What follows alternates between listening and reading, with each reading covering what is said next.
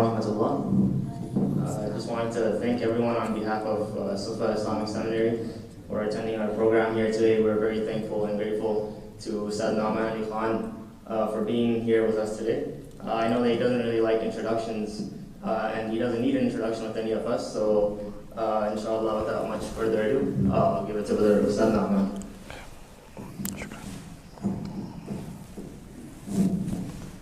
Assalamu alaikum wa rahmatullahi wa barakatuh. أعوذ بالله من الشيطان الرجيم. بسم الله الرحمن الرحيم. اقرأ باسم ربك الذي خلق. خلق الإنسان من علق. اقرأ وربك الأكرم. الذي علم بالقلم. علم الإنسان ما لم يعلم. رب اشرح لي صدري ويسر لي أمري واحلل عقدة من لساني يفقهوا قولي فالحمد لله والصلاة والسلام على رسول الله وعلى آله وصحبه أجمعين ثم ما بعد. Jazakumullahu khairan for attending. Alhamdulillah, I was invited here to speak about Islamic institutions, Islamic educational institutions, and I actually picked this title, And the Coming Islamic Renaissance. And I felt this conversation is important to have from, especially with educators and Muslims in general, about how we are going to be educating ourselves and the Ummah, and then by extension the world, about Islam. How are we going to engage in this massive, massive project? Alhamdulillah, from the very inception of this Ummah, from the very beginning of this Ummah, education has been a priority. The first revelation itself is Iqra, read. And in that first passage, Allah Azza wa Jal mentions verbs like, Iqra, then He mentions Allama, teaching, He taught. He mentions al-qalam, he mentions ilm ma lam ya'lam. So knowledge, pen, teaching, reading are in the first revelation. They're already from the very birth of this ummah, education is a priority. Unfortunately, however, today the education about Islam itself has actually taken a backseat. It's suffered tremendously. And it's a result of, it's pretty awkward. It's a result of a lot of recent history. So what I want to do today, inshallah ta'ala, is first of all set before you, the three components of Islamic education. There are three parts to Islamic education. I want to talk about that maybe in the first 25 minutes or so that I have. Then we'll have the Maghrib break. And then after the break, I'll talk to you about, inshallah ta'ala, what approach has been taken to educate the Ummah about Islam historically, and how our efforts are actually, they're going to have to be different. They're going to have to take from what we have had in our history, and the world has changed, things have changed around us, so we need to adapt also. So what changes do we need to bring to really effectively engage in the education of the Ummah, ourselves, our families, the Ummah at large, and humanity? So at the very beginning, I want to divide education up from one perspective into three things. The first of those things is information. Information is one component of education. The next component is understanding. And the third component is application. So I'll repeat myself. What was the first one was information. The second one was, I forgot. Understanding, good. And the third one is application. So information, understanding, and application. And just to make this very, very simple for all of us, inshallah, a child can memorize Surah Al-Ikhlas. A child can memorize even the entire Quran. And you can even argue that that child inside of him or her has a lot of information. They have that. If you ask them to recite, they'll recite it perfectly. What they don't yet possess is what? Is understanding. A child can memorize, in mathematics class, a child can memorize the times table. They can memorize 8 times 8 is 64. They can memorize the entire times table. Even if they understand it, they may not be able to truly what? Understand what that means. How is that beneficial? What does that do for me? They're not able to understand yet. So information is one thing. It's important. It is an important thing. But it's different from understanding. And understanding is important, but understanding is different from, what was the third piece? Application. So these are three separate things. Now what happens sometimes is we emphasize application. In our talks, in our emphasis in Islam, we say al-amal, right? So we have to act on what we know. Yes, application is important, but application is actually the third piece of the puzzle. Before application, you have to have what? Understanding. And before understanding, you have to have what? information. So for example, talking about examples, today, this afternoon in the khutbah, I talked to you about one example Allah gives in the Quran. About examples themselves, Allah Azza wa Jalla says, وَمَا يَعْقِلُهَا إِلَّا الْعَالِمُونَ. He says, وَمَا يَعْقِلُهَا إِلَّا الْعَالِمُونَ. Nobody understands them except people who have information, who have knowledge. People of knowledge understand the example. So Allah mentioned the information component first, and then He mentioned the understanding component. Both of them go hand in hand. Of course, if one, for example, does not have knowledge of the Arabic language, if one does not have knowledge of what Allah says, if one does not have knowledge of, tafsir, of what the Prophet ﷺ himself explained about an ayah, etc., then you can forget about understanding. That next step is not even going to happen. And the other component here, my teacher actually used slightly different terminology, and I respect that terminology, so I'll share it with you. There is a difference between saying this person has a lot of information and this person has a lot of knowledge. There's a difference between those two things. I'll say them again. This person has a lot of what? Information, and this person has a lot of knowledge. The argument is, you can say someone has knowledge when the first two pieces are combined. What I mean by that is information and understanding are combined, then you have what is called knowledge. Okay, so we shouldn't confuse knowledge with just information. There's a lot of information on the internet. You can get a lot of information. You can download a lot of information on your phone. You can do that. You can read a lot of books and access a lot of information. Actually, on a daily basis, we are exposed to tons and tons of information. But unfortunately, that information does not increase in our knowledge. Our knowledge doesn't advance. Because the gap between information and understanding, there is a gap between those two things. Okay? Now, of course, the third thing I told you was application or, practice. Application, right? Now, interestingly, in Islamic terminology, you have this issue too. You have al-ilm, information. You have al-aql, understanding. And when you have this ilm and aql together, al-faham if you call it, right? You have these two things together and you act on it. Al-amal, al-ilmu al-nafi'u wal-amalu bihi. They say, فَذَلِكَ هُوَ الْحِكْمَةِ. That's actually what is called wisdom. Wisdom in Islam is when you have knowledge, not information, knowledge and action together, application together. That's the third stage, hikmah. But hikmah a little bit later on. I want to talk about these first two stages first, information and understanding, these two things. Now what happened in Islamic history, for a long, long time, the information of Islam has been available. It's, Arabic education was widespread, Quran education was widespread. The Arabic language was actually a common second language in almost every Muslim land, even the ones that are non-Arab. So Arabic was actually the common language of the Muslims for a very, very long time. As a matter of fact, if you go to an interesting website like altafsir.com, which is the Jordanian government's effort to compile as many tafasir in one website as they can, they've built a database of tafasir together. There's maybe 100, 150 tafasir in one place, right? When you look through the names of the mufassirun, actually the vast majority of them are not Arab. The vast majority of them are from some other region that took in Arabic. There are Andalusian scholars, there are African scholars, there are Indian scholars, وَكُلُّهُمْ يعني كتبوا بالعربية. All of them authored their works in Arabic. So Arabic was accessible. It was accessible knowledge. But the thing about understanding was, you have to go to the alim to understand. So you've heard the stories, people would travel to different lands to go sit under a scholar to understand, to try to understand the Quran better, to try to understand the Sunnah of the Prophet ﷺ better, etc., right? So you can have the information, but if you really want understanding, you must go to the scholar. And you must sit at their feet and you must learn from them. And actually, historically, individuals were institutions. We didn't have something called the University of so-and-so and so. We had Abu Hanifa rahimahullah. We had Imam Malik rahimahullah. We had Imam Shafi'i rahimahullah. We had these scholars and students would go and flock to them and learn. There were certain individuals, they were the university. They were themselves the university. So you go to them. You don't say, I'm going to the University of so-and-so. Like nowadays we say, I'm going to Jami'at al-Azhar. I'm going to al-Qura. I'm going to Islamic University Medina. I'm going to Darul Ulum Deoband. I'm going to Nadwatul Ulama. I'm going to these institutions.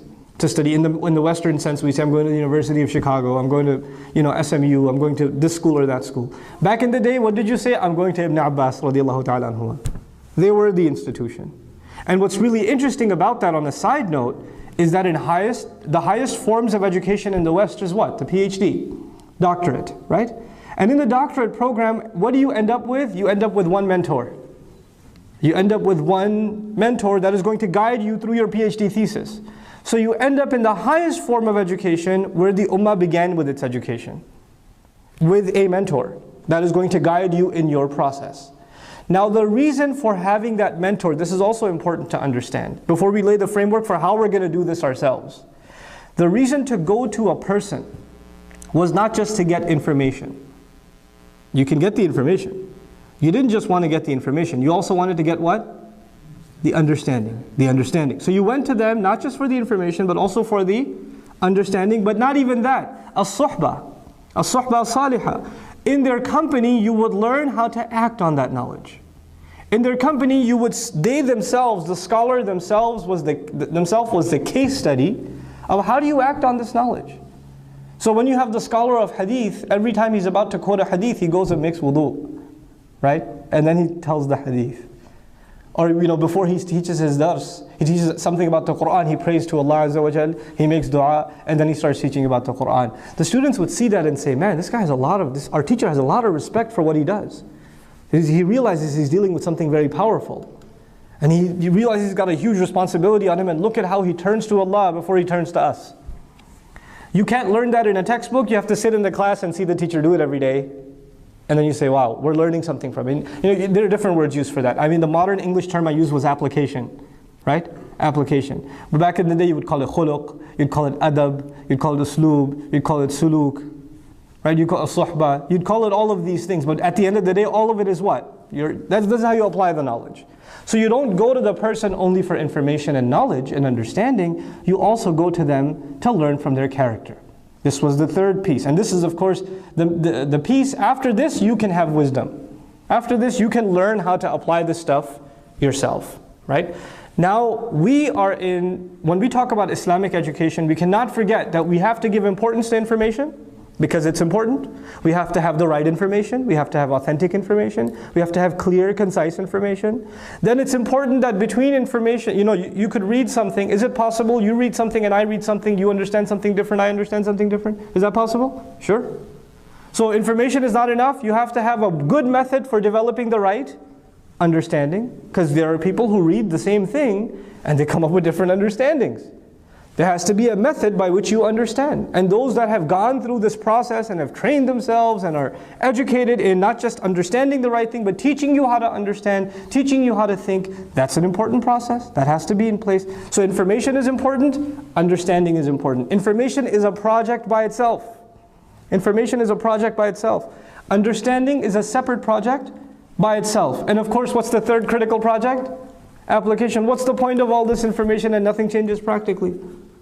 What's the point if my child memorizes Quran and studies Arabic and knows 5 tafasir and he could read this and that and he could, do the i'rab of the ayah, but my child doesn't pray on time and doesn't care? What's the point? There's no goal achieved. So what if he can recite beautifully?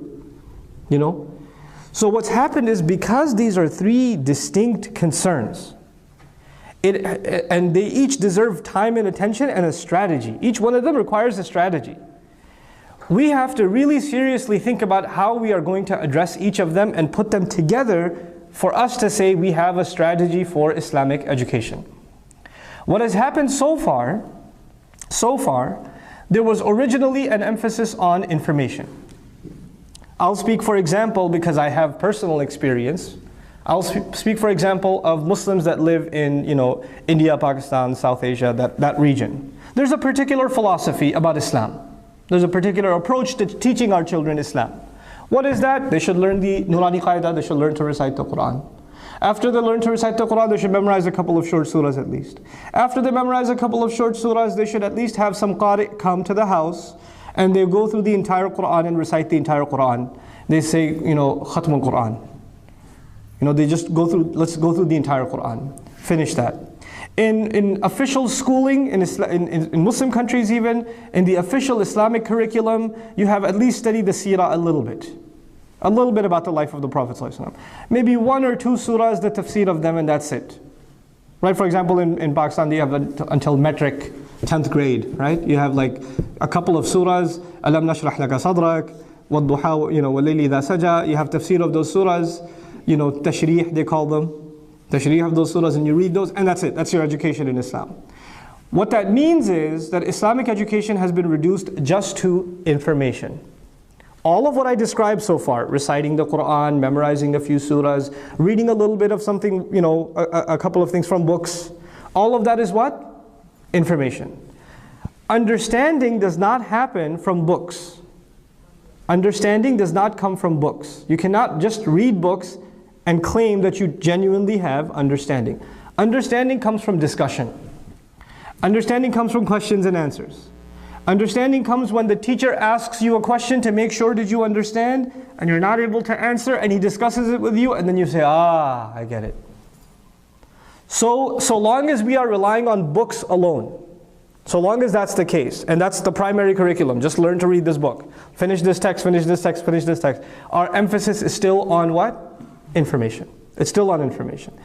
Now, even in the outside the Indo-Pak subcontinent, you have emphasis on information. You have students, for example, that travel abroad and they study Arabic.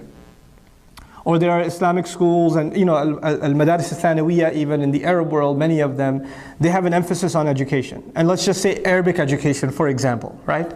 So some student might memorize al-Ajurrumiyya. Ibn al-Ajurrum, right? So he might memorize a grammatical text. Now the guy knows the Ajrumiyya by heart. But if you sit him down and say, well, what does that mean? What does this first line mean? And how does it apply to this ayah? He's not able to do that because he only learned what? Information. He didn't quite develop understanding. I know how to say that. I know that it says, فِعِل مَاضِي مَبْنِي عَلَى الْفَتْحِ وَعَلَامَةُ وَعَلَامَةُ رَفْعِ الْفِعِل, this. They could say that. What does that mean? What's the point of that? I don't know, we just memorized it. We just said it like that. There is an emphasis on information. Now in Western education, there's actually a great deal of emphasis on understanding. But unfortunately, in Western education, there is a lack of emphasis on information. What do I mean? They don't make you memorize anything. They don't make you memorize, they just want you to what? Understand. So all the exams are what? Multiple choice questions. True, false, multiple choice, right? Mixing and matching answers, right? That's what they are. Read the following passage and answer these questions. Those are the kinds of questions you get in the Western world in any field of education. It's all about understanding. Now you go to India, Pakistan, Egypt, Jordan, Algeria, Sudan. What are the students doing all day? Doesn't matter what subject. What are they doing all day? They're memorizing. Because the teacher says, you cannot have education until this information is in your head. And even if he doesn't understand, it doesn't matter. It's crazy. I did 8th grade in Pakistan. 8th grade I was in Pakistan. And in physics class, yes, they have physics in 8th grade. It's torture. But they have that. In 8th grade physics, our teacher had a class on calculating the mass of the earth. Okay? The mass of the earth. And he wrote down the formula to calculate the mass of the earth on the board. So just a physics formula, took up the whole chalkboard, and we copied it down. And he says on Thursday, there's an exam on calculating the mass of the earth. What do you have to do to pass that exam? You have to memorize that formula. And you have to come in line by line by line, word by word. If you ask any student, do you understand what you just wrote there? Is he going to understand? Nope. Nope, he's not going to understand. But he memorized it, he knows it by heart. And he knows his life depends on it too. Because it's not like the Western world. It's not like in the Western world, if a teacher hits you in the Western world, the teacher goes to jail. Teacher hits you in Pakistan, then the parents get mad and hit you more. So you will calculate the mass of the earth on a blank sheet of paper on Thursday. In biology class, they'll just give you a blank sheet of paper and say, draw the human heart and label it. So you have to, even if you're bad at drawing, you better draw it. And you better label everything from memory. They're not going to make you do that here in high school. They're not going to make you memorize. They'll give you multiple choice questions. You know, they'll give you the Scantron, just pencil, pencil, pencil, pencil, and you come out complaining, man, that was long. No, that wasn't long. What they make you do back home is long. Here, there's an emphasis on what? In understanding. Over there, there's an emphasis on what? Information. The problem is, both of these approaches have a weakness. The problem of the information approach is, you could memorize something and until now, you still don't know why you did it. You know, a heartbreaking story to me, I met a Muslim kid in last Ramadan at an iftar, at a college. We're just talking and he said, yeah, subhanAllah, man, I feel bad. I memorized Quran, but I forgot so much. I was like, you memorized Quran? How long has it been? Yeah, it's about 8 years I've memorized Quran. How much do you review? Because I don't review. I stopped reciting. Why'd you stop reciting? Well, you know, I mean, I felt like my parents made me memorize the Quran so they could show me off during Ramadan. And I didn't really see the point. I mean, I could recite it, but what am I reciting? I don't even know. What's the point? All this information, but no what? Understanding. No understanding. And it leads to a problem. It leads to a serious problem. You start asking yourself, why am I even doing this? Why am I making these du'as? What's the point of praying if I don't understand? People ask that question. What's the point of praying if I don't understand? What's this information good for me for? You know? On the other hand, the other problem is, you understand it really well. You took the test, multiple choice, you know. For example, you took the math test, or you took the physics test, or you took the psychology test, whatever it is, and you got 100 on the test, because you understood all the problems. But if I gave you the same test 6 months later, what would happen? You wouldn't remember anything. Why? Because the understanding was there, but what wasn't there? The information is not in your head. You don't own the information. You don't own it. So both approaches have a strength, but both approaches have a weakness. They have a weakness also. Right? Now the Islamic tradition, and since I have 5 minutes left before Maghrib prayer, let me just wrap this up with the following. In the Islamic tradition, an interesting thing used to be the case. This was the traditional approach. They would argue that children, when they're younger, are better able to take in information. Their understanding has not developed, but their ability to absorb information is very powerful. Now when people get older, their ability to understand gets more powerful, but their ability to absorb information gets weaker. Now you at this age, some of you sitting here, gray-haired, cannot memorize the Quran now, you have a hard time. You can't just listen to something and memorize it, you can't. But the younger kids sitting here can memorize in no time. They'll hear something and they'll remember it. They can regurgitate it. Mind is fresh. From the mechanical side, the information side. Right? So the approach in Islamic tradition was, when children are young, whatever you can get them to memorize, get them to memorize. Let's just have them memorize as much as they can when they are young. And then since the information will all already be sitting there, then as they start getting older, what do we start developing? Understanding. We should start developing understanding as they start getting older. It's a pretty intelligent approach. It's a very, very intelligent approach. Because when people get older, they have a hard time memorizing. They have a hard time retaining information, even though their understanding becomes a lot more sophisticated. That was the original classical approach. Unfortunately, we left that building halfway. So what we started doing in the Muslim world too is, for children, Islamic education is information, memorize, memorize, memorize, memorize, forget about the understanding. So it never happened. The understanding phase never came. It never came. So the kids memorized the entire Quran, but the Arabic training never came. The tafsir training never came. So you have hundreds of thousands of memorizers of the Quran, which is information, but they never graduated into some kind of program that would allow them to actually engage with that Quran that they've memorized. Besides just the tajweed of it, besides just the melody of it, besides that, right? We didn't develop a system for that. Now, individual huffaz is a different story. Individuals may have gone on to find their own path. But just like we built the Hifz school institution, we did not, as an ummah, develop other institutions that would build on top of that. Right? That would take information and turn it into knowledge. This is the first major problem that I'll talk to you guys about, inshallah ta'ala, after salat. How are we going to now rethink about information? How are we going to think about the bridge between information and knowledge. And finally, what's the final bridge between knowledge and application? How are we going to build these bridges and come up with a strategy that will truly allow ourselves to become a thoroughly educated ummah. Barakallahu li wa lakum fil Qur'an al-Hakim wa nafa'ni wa iyyakum bil ayat wa dhikr al-Hakim. Assalamu alaikum wa rahmatullahi wa barakatuh.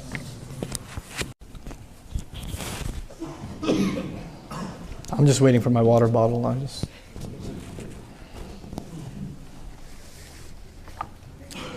Okay, I'll stop waiting. It's okay. Is this working? Stop? Yeah. Okay. Alhamdulillahi Rabbil Alameen wa salatu wa salam ala Sayyid al-Anbiya'i wal Mursaleen wa ala alihi wa sahbihi ajma'in. Thumma amma ba'd. Assalamu alaikum wa rahmatullahi wa barakatuh. So I've got a lot to share with you guys. I have very little time to share in. I want to start with a little bit of a review. In the first 30 minutes that I was talking, I mentioned that there are 3 components of education, and this is not just Islam, any education. What were those 3 components? No, not knowledge. Knowledge is made up of 2 things. So there's information, number 1, then there's understanding, and then there is application, right? Information, understanding, and application. And each of these 3 are important. And there's a problem when you emphasize only one of them or only 2 of them, or or don't have a strategy to go from one to the next to the next. If you don't respect these 3 things as distinct concerns that are all connected to each other, you're going to end up with a flawed educational philosophy. Something's going to be missing in the education. And this could be mathematics education, this could be history education, this could be Arabic education, and it's true also of Islamic education. Just to give you an example from the Arabic education, for instance, right? I can have my students memorize a bunch of words. I can have them memorize a bunch of words, and once they memorize those words or a bunch of sentences, that just means they have what? Information. They have information. If I don't teach them what those words mean, and how to use them properly, they still lack understanding. And even if I give them a lecture on the words, they have the information, and I taught them how to use them, understanding. If I didn't actually test them and say, okay, now give me a sentence. Give me a sentence. Say something with those words. Until it comes out of them, until they apply it, then they're not going to know it, because they'll forget it in no time. Until the student reproduces what the teacher gave, until application happens, understanding is not tested. So understanding is really tested when it's put into practice. Understanding is really truly tested when it's put into practice. Another interesting example of that is how Arabic is taught in the Indo-Pak subcontinent. In the Indo-Pak subcontinent, a lot of Arabic curricula focus on grammar, and I'm a student of that too.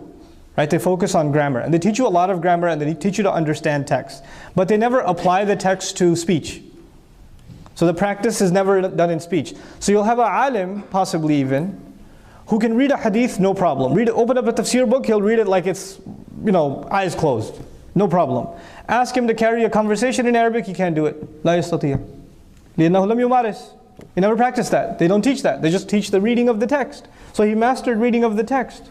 فَرُبَّمَا يَقْرَأِ النَّاسِ أَحْسَنْ مِنْ عَرَبِيٍّ. رُبَّمَا. Maybe he reads the text better than an Arab can read it. That's possible too, but he can't speak it. Because their practice was applied to reading, not to speaking, not to communicating. So as one skill is there, the other is not there. So you have to have information, you have to have understanding, and you have to have practice. That was the premise of the first 25 minutes or so of this talk. But because our conversation is actually directed towards Islamic education in particular, I'd like to now talk about the information itself. Because this is 3-piece conversation. I'm talking about the first piece, which is information itself. The information about Islam can be broken down into categories. And traditionally, what do? We break it down into, okay, there's Quran, tafsir, ulum, tajweed, etc., etc. There's hadith, there's fiqh, there's aqidah, there's tarikh, there's seerah, there's all this. So there's like 20 topics, right? And so the information about Islam can be broken down into Islamic subjects. That is not the approach I will take today.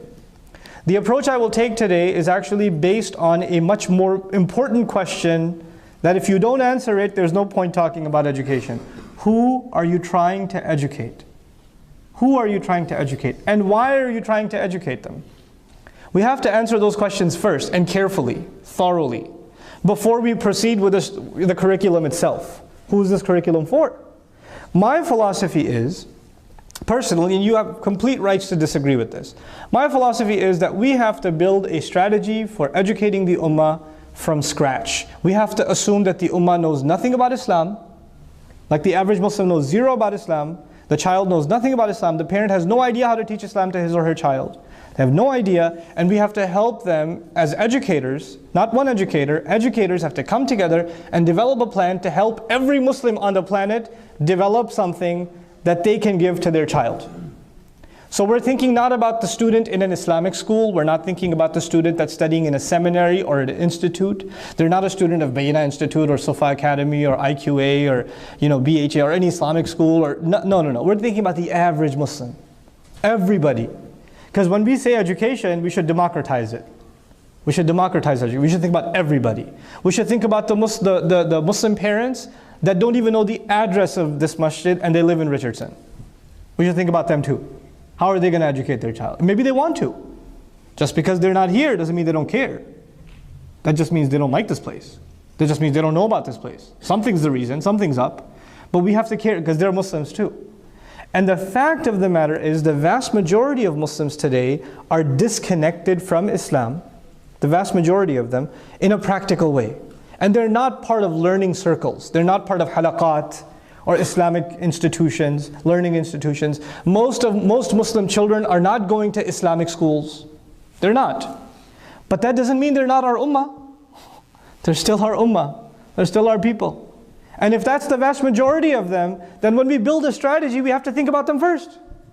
Before we think about the few that are in these institutions, we have to think about the many that are not in these institutions, and that is where we have to begin. And this is actually a beginning that is very possible for us today because of the advent of multimedia, the internet, mobile devices, all of these things that sometimes ulama and khatibs might complain about are actually great revolutions in education.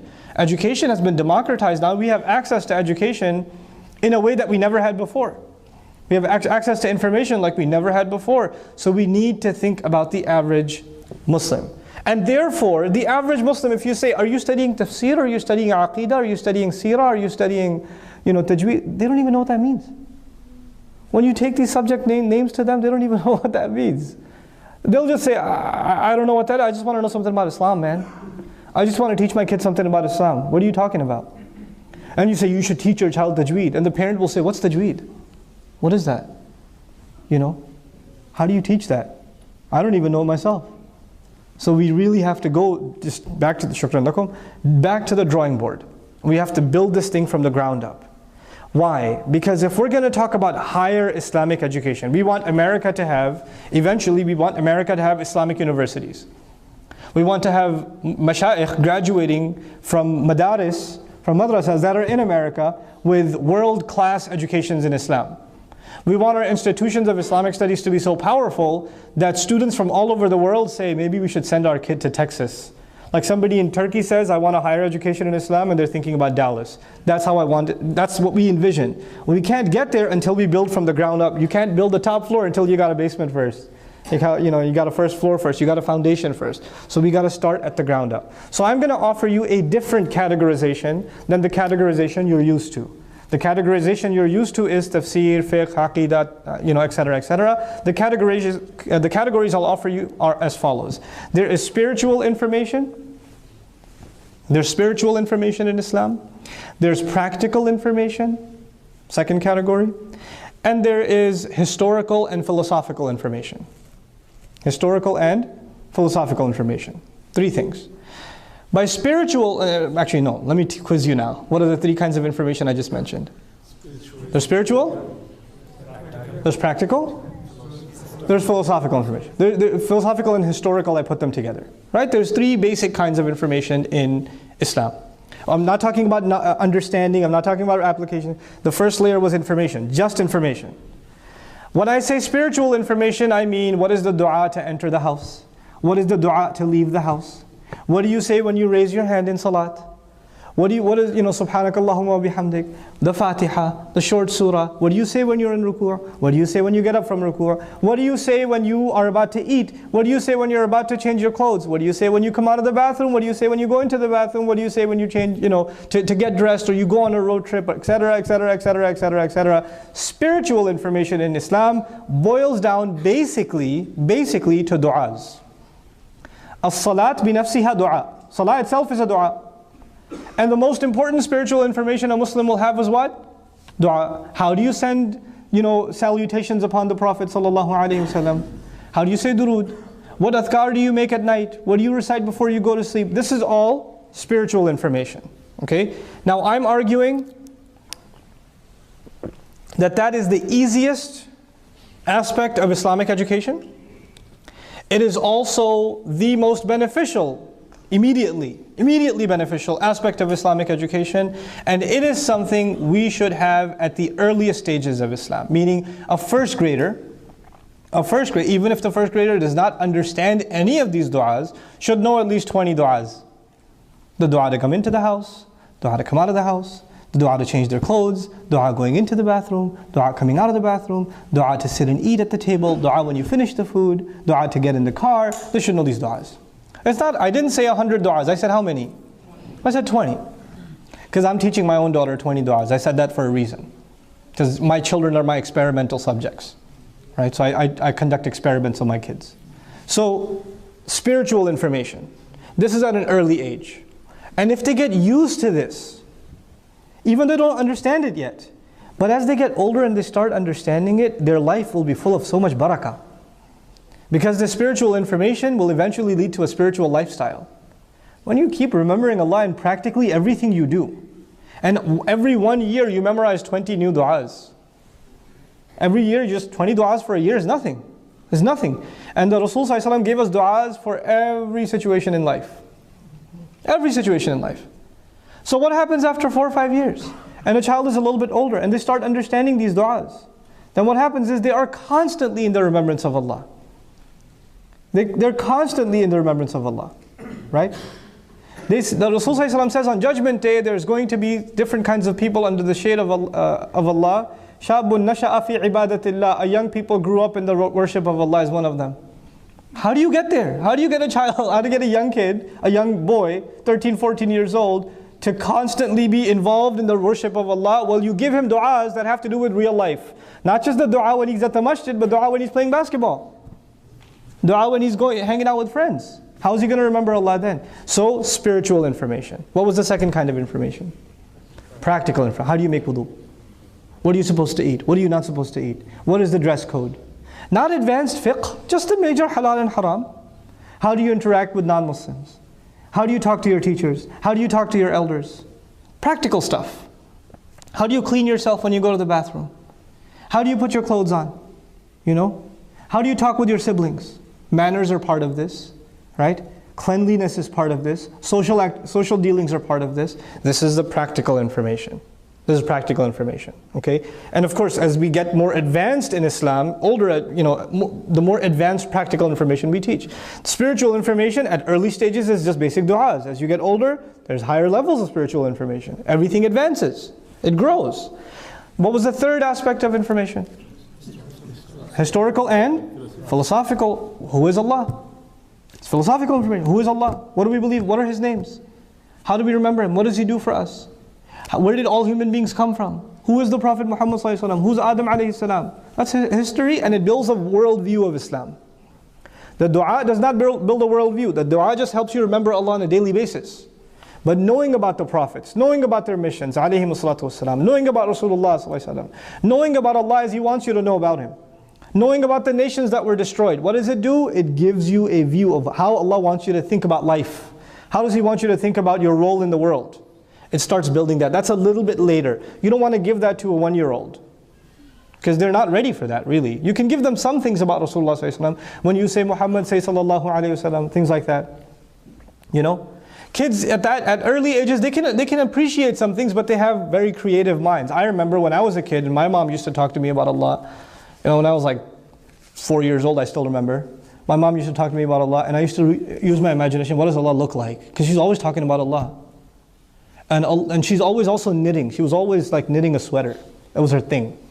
So in my imagination, Allah looked like a sweater being knit. That was my child imagination of Allah. Ma'adallah, of course. But it's a child. It's a child. The other day, one of the kids, he saw a sheikh.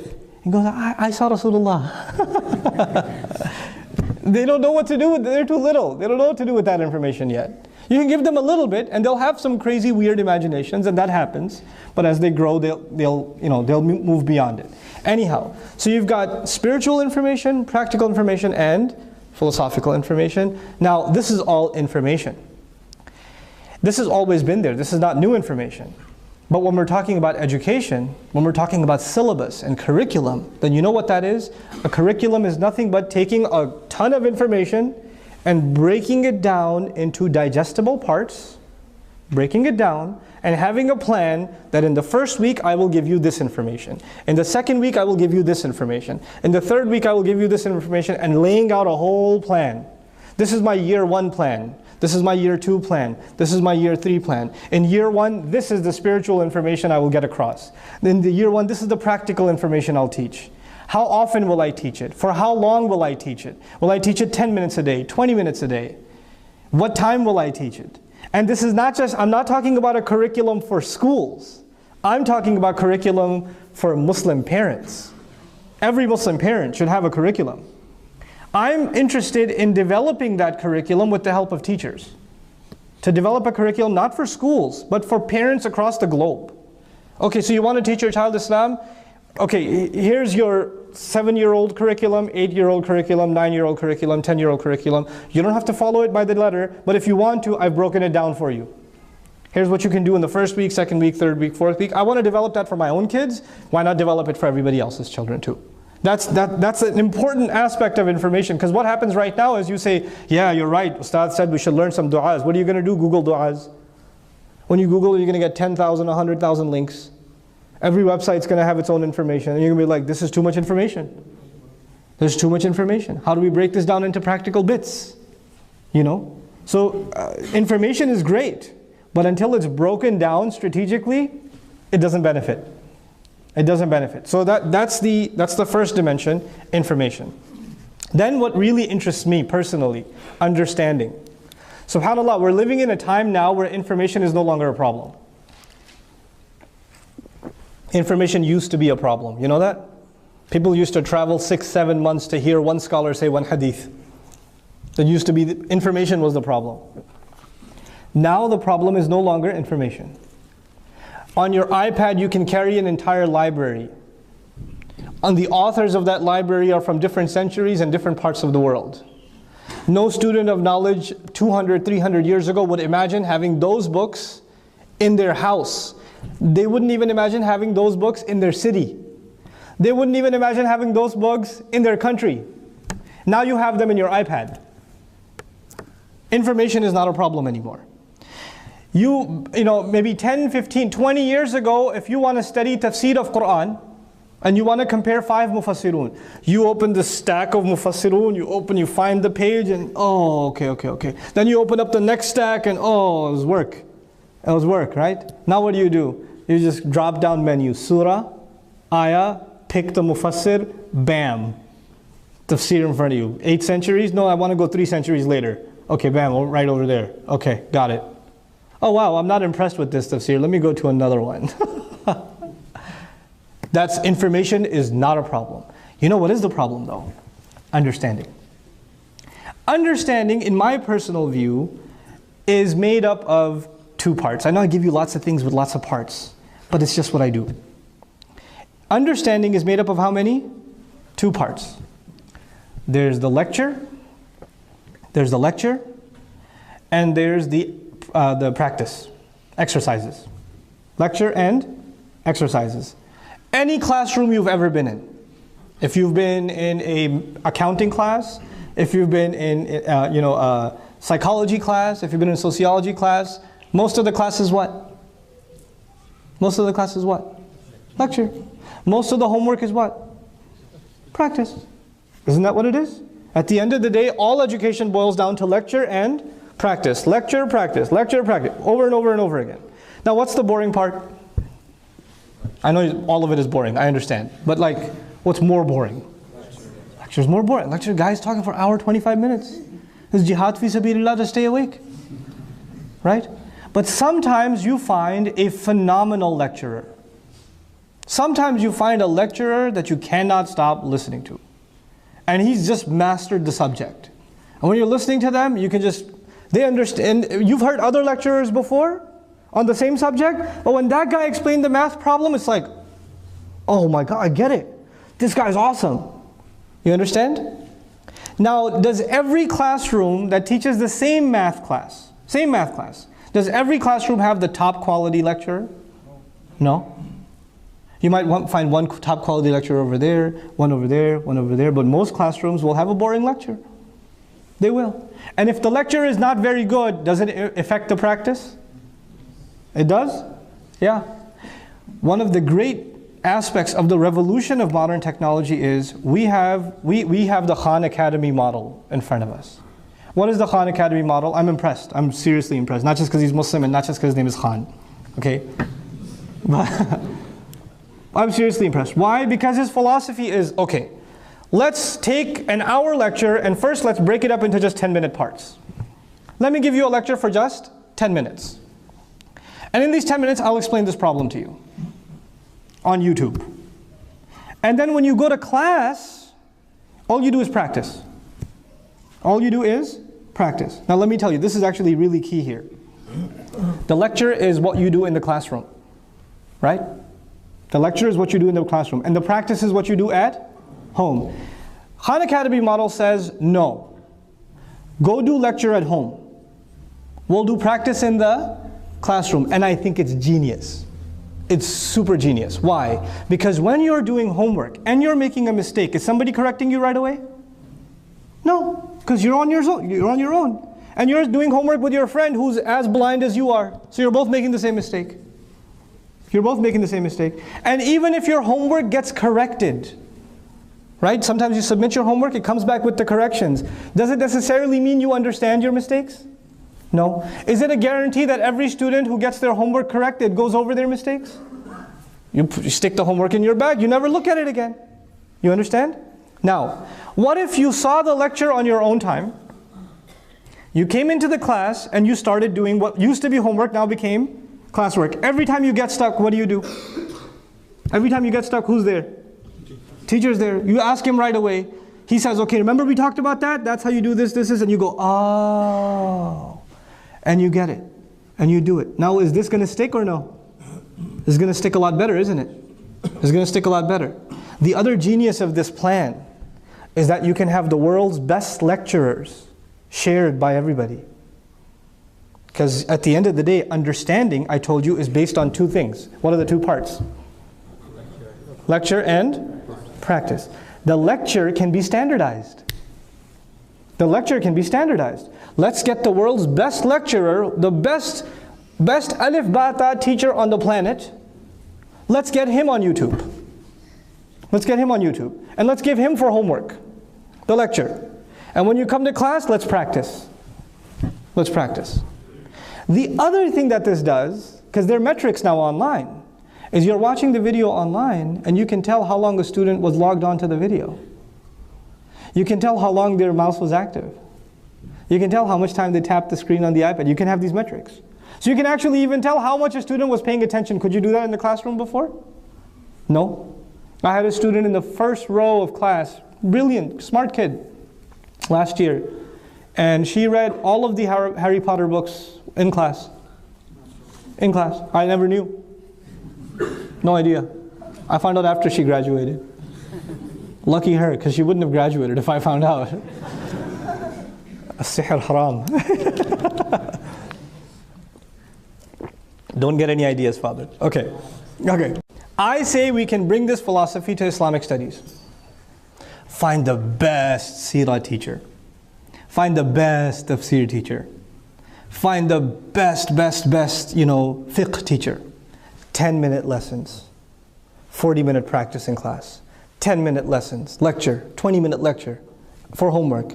The entire time in class is spent doing practical work with a guide in front of you, correcting you. You know what that does? You don't have to have the best lecturer in the classroom.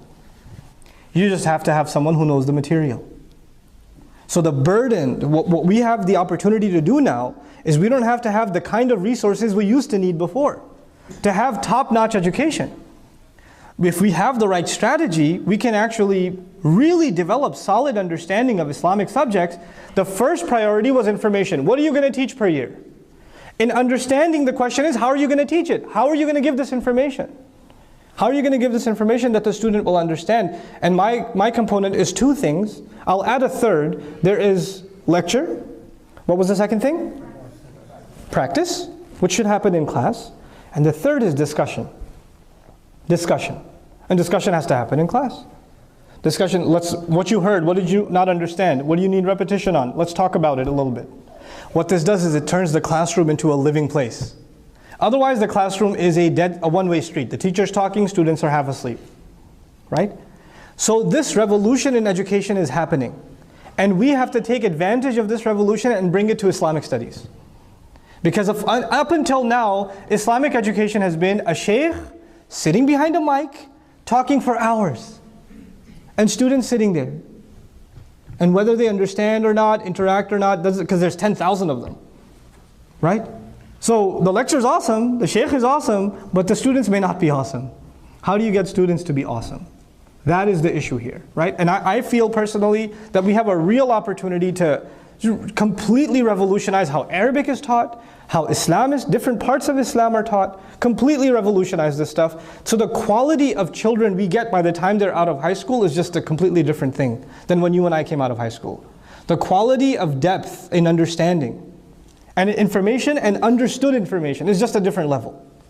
But this requires that we put our best minds together, strategize, and put this thing together and standardize it. And I don't even say we should standardize it for one school, one family. We should standardize this for the ummah. When you standardize this for all parents, then you know what? A school can take advantage of it. A parent can take advantage of it. A homeschooler can take advantage of it, right?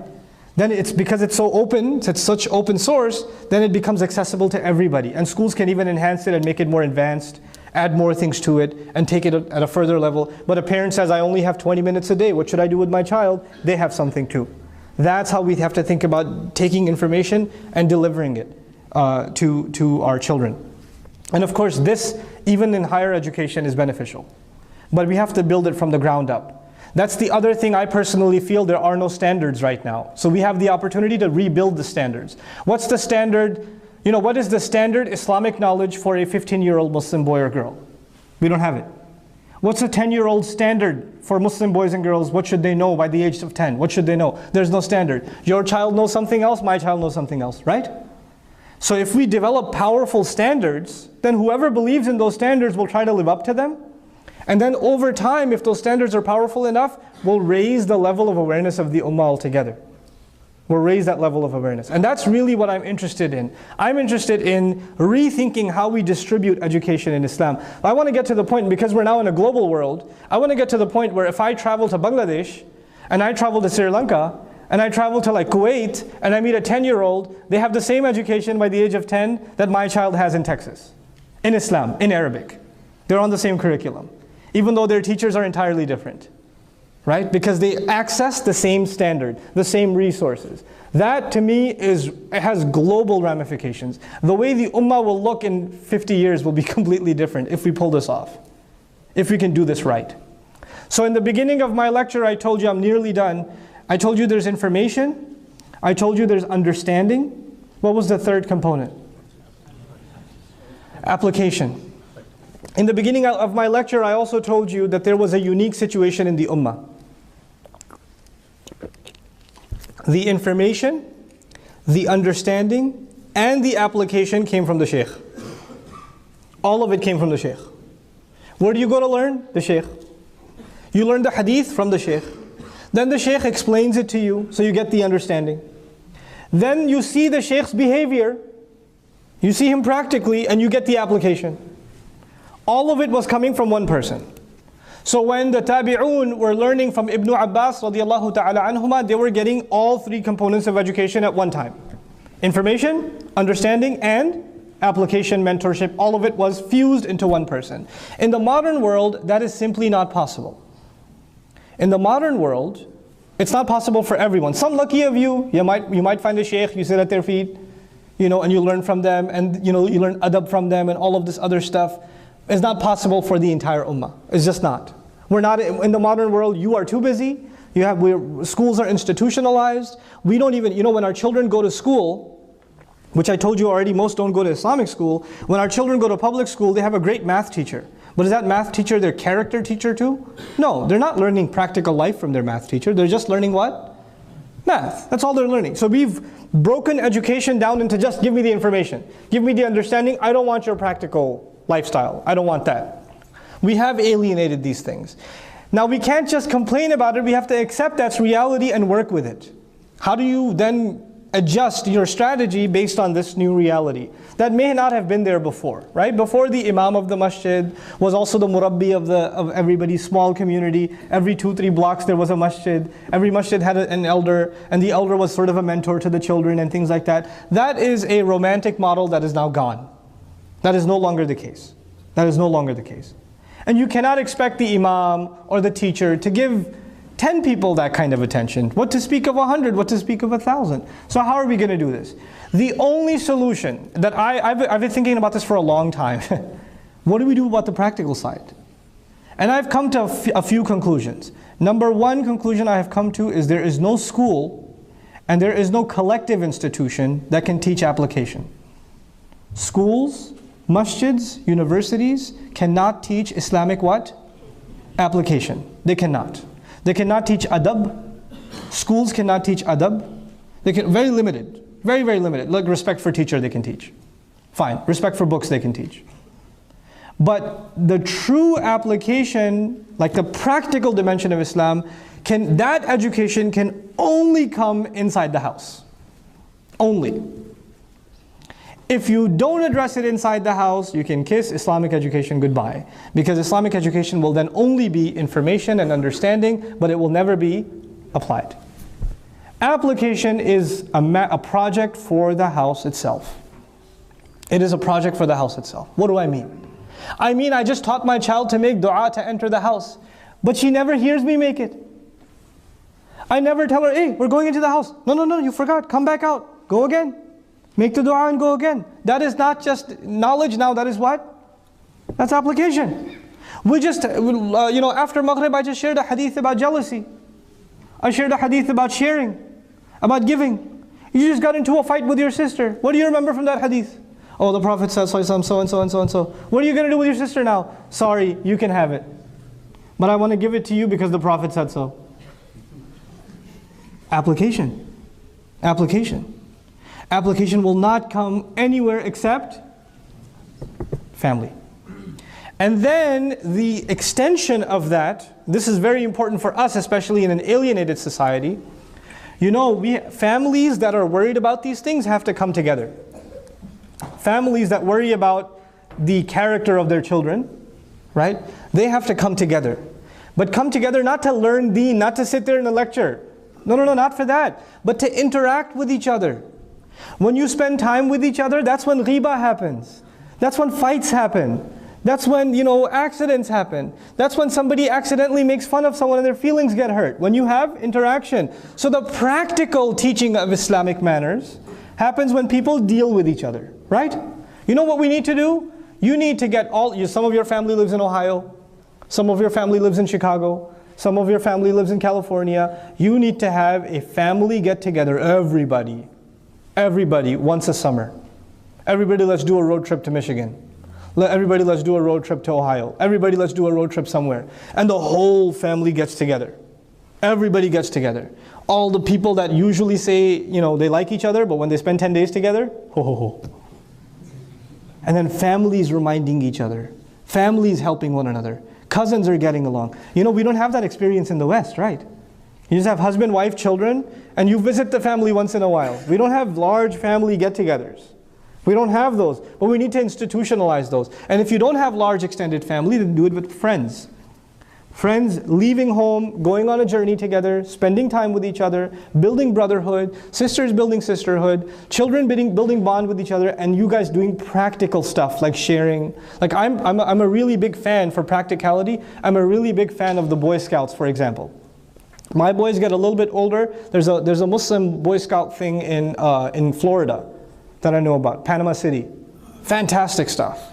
Fantastic. The brother takes them from the masjid, they pray Fajr, they go out in the woods. They have to, by the evening, the boys are told, well, we know how to build a fire here, we can show you how to do it, but you're going to build your own, you're going to cook your own. And you have to decide who's going to clean the plates, who's going to mind the tent, who's going to do this. You have to learn to work with each other. No cell phones, no video games, no nothing. No technology, no Wi-Fi, no 3G, no nothing. Just the woods and you have to deal with human beings and learn to work together. It builds brotherhood. It builds character. It builds sense of responsibility. Man, my job was to clean the plates. Now the plates aren't clean, now we can't have dinner. And it's too dark at night to go by the lake and wash the dishes. Can't do it now. Practical stuff. Practical stuff will come when we start institutionalizing healthy family activities. That will be the way to internalize this stuff. The real teachers of adab are going to have to be the parents. And though you can relegate, you can outsource math education, science education, English education. You can outsource those educations.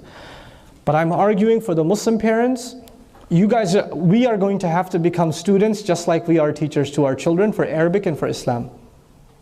Because we don't know it ourselves, right? So we got to learn it, and we got to be co-students with our generation.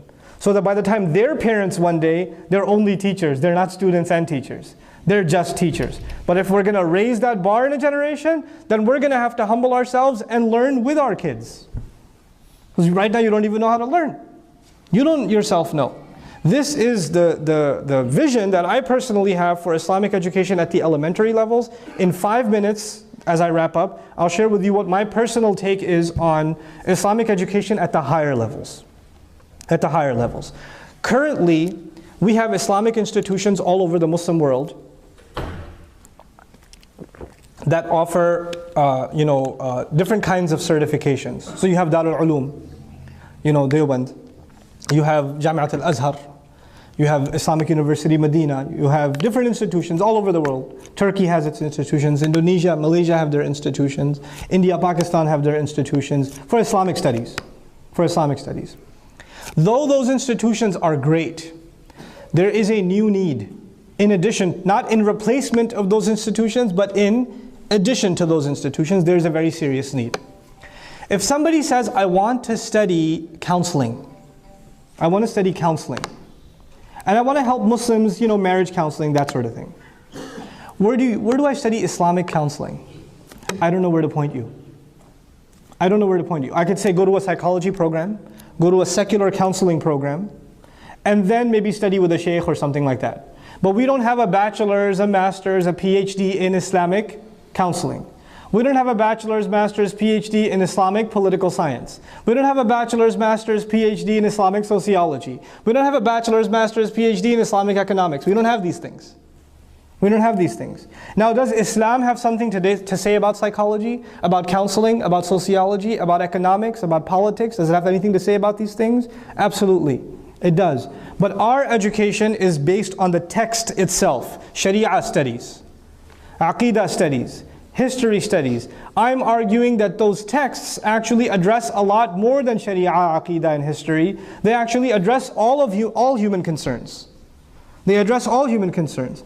And we have an opportunity in the United States, because we're such a diverse population, and we have scholars from so many different backgrounds that we can import here, and they're already here even, to start building specialized programs in Islamic studies.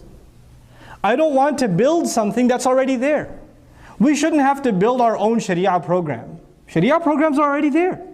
We shouldn't have to build our own schools that teach Hanafi fiqh. Hanafi fiqh is already there. Shafi'i fiqh schools are already there. Maliki fiqh schools are already there. What isn't there? Schools that are, with the help of traditional Islamic scholars, that are teaching the humanities, that are teaching the social sciences, that are allowing us to develop a generation of, I have a degree in Islamic education. What that means is, how do you teach children Islam? You get an education major, you should have an Islamic education major. I'm a certified Islamic teacher. We don't have that. We need it. It's a desperate need of our times. I want to get into marriage counseling from the Islamic perspective. I want to get into teen counseling from the Islamic perspective. I'd like to study, anthropology from the Islamic perspective. I want to study medical ethics from the Islamic perspective. How many doctors in the audience today? How many doctors? A number. Medical ethics issues come up or no? All the time. Where do you have to go? We don't even know where to go. Is there even at least some kind of training for Muslim doctors to have, okay, here's the medical ethics issues from the Islamic point of view. Here's what you need to know, your guide, right? So I'm arguing that we in the United States are in a position to develop a practical higher Islamic education, instead of a theoretical higher Islamic education, which is already in place. So you can have a PhD in tafsir, which is a PhD in the text, but PhD in tafsir as it relates to psychology is something else. As it relates to sociology is something else. You become a resource in a particular field. And I believe we have the opportunity to do that, and I believe if we have the vision to do that, it's just a matter of execution. Ameen ya Rab. And wallahi, if we can start doing this, you know the great advantage of it. In my last minute, I said I'll end in 5 minutes, I will end in 1 minute now. What's the advantage of doing this? The advantage of doing this is the majority of the Muslim world today. Whose laptop? That's a really loud phone. It's a very religious phone, but it's really loud.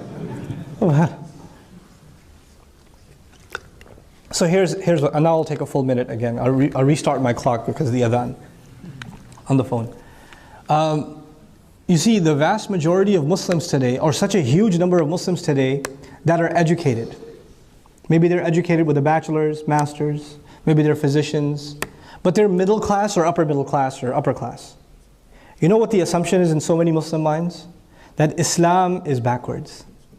And it's not just Islam, they think religion itself is backwards. We're living in modern times. And as a result of modernity, we have to keep up with the times. And Islam is one of those things that is holding us back. Islam is not dealing with things that are happening right now. When we create practical Islamic education that deals with realities of our time, then we are able to display in the most intellectual fashion that Islam in fact doesn't just deal with the situations of our time, the needs of our time, the criteria, the areas of inquiry of our time, but actually has solutions in these areas that haven't yet even been discovered. It has things to offer the world of psychology that the world of psychology has never known. They have never known. I'm a basic level student of psychology. I can tell you Islamic psychology can revolutionize how psychology is studied. It can completely revolutionize it. Modern psychology studies begins with the assumption that human beings are flawed, that they have to be fixed. They're just flawed. And from Freud onwards, we're messed up and we have to get unmessed up. So whether it's by means of pills or therapy, whether it's cognitive or medical, clinical psych, you have to undo the mess that you are. Islam begins with the premise that you are flawless. كُلُّ مَوْلُودٍ يُولَدُ عَلَى الْفِطْرَةِ. You start with fitrah. And then there were corruptions that came in. You have to, if you can undo the corruptions, there's something good at the bottom. There's something pure. There's something great at the essence of the human being. Is our approach going to be completely different as Muslim psychologists? Yeah. It's going to be totally different. Islamic psychology says your whims, your desires, what you wish for, what you want. Allah put that in you, but you have to control it in order to achieve happiness. If you let your desires control you, you will be miserable in this dunya and in the akhirah. Modern psychology says do what feels good. Do what feels good. That's what they'll tell you. What makes you feel comfortable? That must be the judge of what is right for you. Because what is right for you is not what's right for me. Everybody has their own what's right for you based on what? Your whim, your personal desire. Does Islam have something else to offer? Even on the psychological side? Absolutely. And I'm not a PhD in psychology. I'm just basic level, bachelor's level psychology. But I'm telling you, we have a completely different worldview to offer. And it can really help people. This deen came to help humanity, right? So we are going to be able to give the highest levels of education in Islam if we address the foundations. This is the few things that I wanted to share with you about the renaissance in Islam, that inshallah ta'ala, I'm completely optimistic that it's coming. If we have the vision for it and we have the drive for it, bi'idhnillah ta'ala, we will achieve it. In our own lifetime, we will see a revolution in how Islam is understood all across the world, and the ummah will be uplifted in its information, in its understanding, and in its application. Barakallahu li wa lakum. I'll open it up at this point, inshallah ta'ala, for questions and answers, but before that, Suhail and some of the associates at Sofa are going to make some announcements for you guys. Jazakumullah.